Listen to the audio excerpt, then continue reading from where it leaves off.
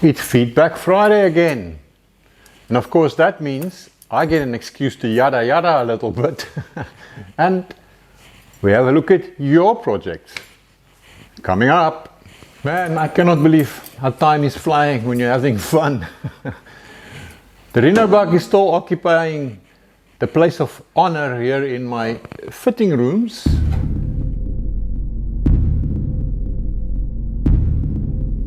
Whilst the poor old Hudson, yeah, she's still standing out there. Here she stands, all abandoned for now. I'm sorry, my sweetheart, but you've got to understand that I have to do some work on the wifey's project. I mean, if I don't get fed properly and I can't sleep warm, I won't be able to work on you. So soon, I will do some more work on you. I promise. I have managed to do a little bit more work on the Rhino bug. Full update. Check out next week's edition of Wifey's Wednesday. So I've got something here in my pocket that I'd like to show you, but it's not what you think it is. So yes, it's a spanner or a wrench, as my American buddies likes to call it. But can you see where this is going? Let me take it out. Look at that. It's actually a forged knife. And it's a Ford wrench or spanner.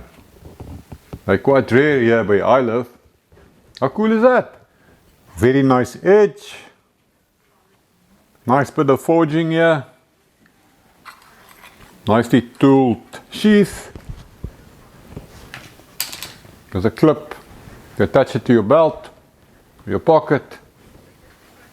Nice little copper rivets. Really cool, man. So this exquisite little piece was made for me by my mate Keegan West from Metal Machine Forge. You can check him out on Facebook and Instagram, Metal Machine Forge. He makes a whole range of these wrench knives with different names on them. Also does Damascus steel work.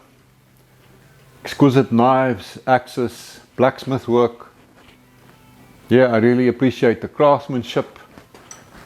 This is fully functional as well. Nice little edge here. I'm going to carry this with me for the rest of my life. It will definitely work, and it will not just be something pretty to look at. So yeah, if you're interested, go give him some love. Metal Machine Forge. Real happy that I could support you, Keegan. Thanks, my brother. You know, I really appreciate all the suggestions and comments and feedback that I get on my videos. So in response to comments received during the most recent Rhino bug video, let's just discuss a few of those suggestions that I received to see if it's feasible. So quite a few guys suggested that we narrow the front beam to get the wheel to sit more inside the fender, if I can put it like that. But let me show you why that's not an option. If we go full lock on the steering wheel, you can see that we've got a clearance here of only about 1 inch. So yeah, that means narrowing this beam won't work. So we could space the wheel outwards to get clearance again, but that kind of defies the whole purpose of narrowing the beam. So I think what I'm going to do is I'm going to actually keep the beam as it is. We can play with the width of the final wheel that we'll use. If we do go wider, we need to go this way more. We definitely can't go the other way because of the clearance issues we have there. So here's an interesting concern that was raised as well. And now I've forgotten your name, my brother. Please forgive me. I do have a good excuse though. I can hide behind my grey beard. So what he said was, when the suspension moves up and down, the wheel will move backwards a little bit due to this geometry of those swing arms. And you are spot on, exactly true. Which is another reason why I would like to go for smaller wheels, besides the fact that I need smaller wheels so that they can fit inside the very tight radius of that original Renault fender. So the movement backwards, yeah, it's not that much. I haven't measured it, but it can't be much more than, I'm guessing, 10 millimeters, 3/8 of an inch. So it shouldn't be a problem. It won't be a problem. But sharp observation, my brother. Well done. Let's quickly pop this front fender on here, just so we can have a look at something else.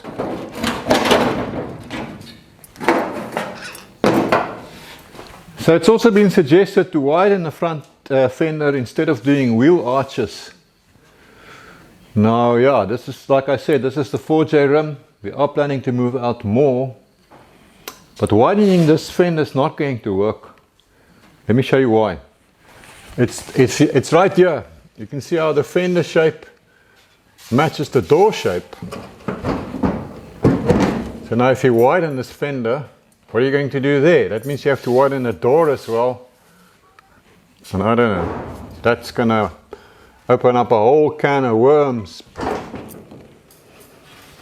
Having to change all of this. No. That's going to take forever. I'm not going to do that much surgery. So I think in the end, wheel arches is the solution. Quite a few guys suggested that I automate and electrify my overhead gantry system here that runs with pulleys and ropes, and they're talking about gate motors and electric winches and remote controls and push buttons, and I'm not convinced. Why should I do that? How simple is it to just pull on a piece of rope to move it like this, and to make it go up and down I just pull this chain and keep the muscles oiled. Hey, maybe if some of you will remember those toilets from way back yonder where you had to pull the chain. Something similar.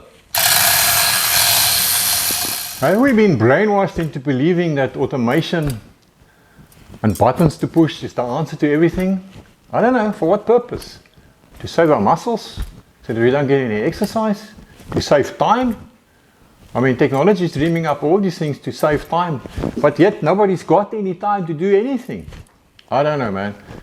You know, the more automated you make stuff, the more complex it becomes, the more that can go wrong with it. You know, in my mind, basic simple engineering is actually a lot more difficult than complex engineering. I mean, the mission should be to have it as simple and as effective as possible with the least it can go wrong, and it can last for as long as possible. It's certainly not the case with stuff today. Complexity, lots of parts, lots that can go wrong, stuff that needs replacement, if you can find replacement parts. I don't know, man. I might just be an old-fashioned OG living in a forest, but that's how I feel about it. Talking of complexity and all the issues associated with it, I managed to say that word, associated. The modern EVs, electric vehicles, must surely take the cake. And yeah, I'm sure we are both in the same camp when it comes to the EV madness that's sweeping through the world, all this hypocrisy and BS that surrounds it. It's actually a topic for a complete discussion. But yeah, there's been so many videos lately, and I really enjoy watching them, about all the problems and issues related to EVs. Not being able to charge their batteries in the cold, batteries exploding, catching fire, range issues. What else? There's so many things.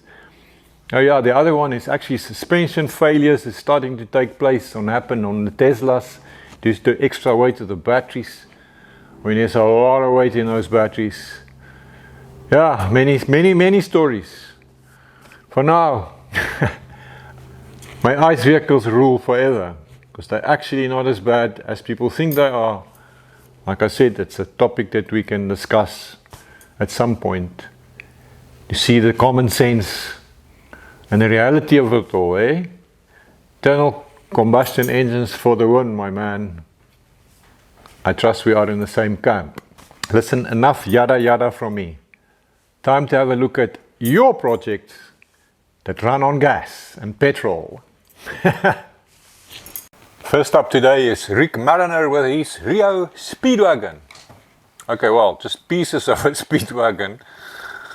But my other man with a vision said it'd be interesting to see how this project gets along.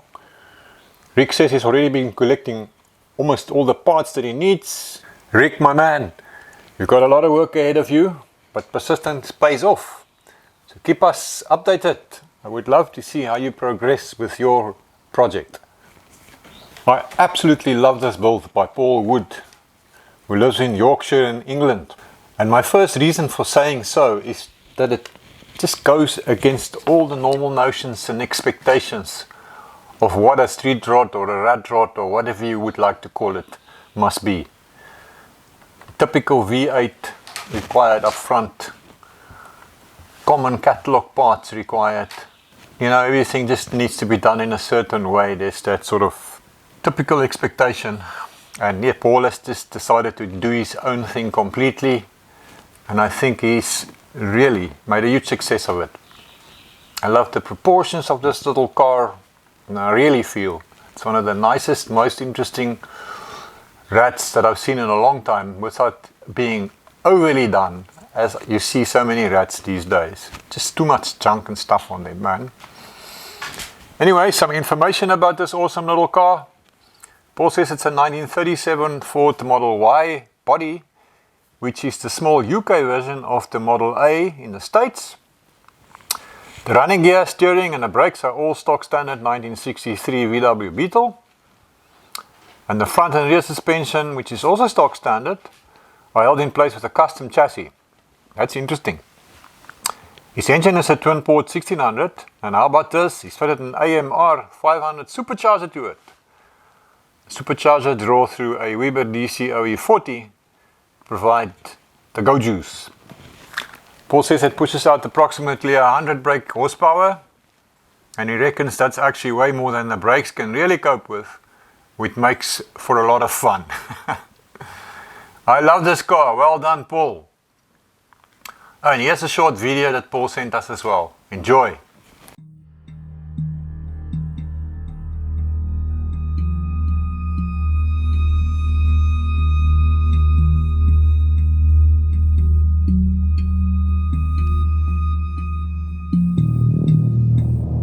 Paul, my man, I find your build truly inspirational, and it just shows that you don't need bucket loads of dollars to have a bucket load of fun.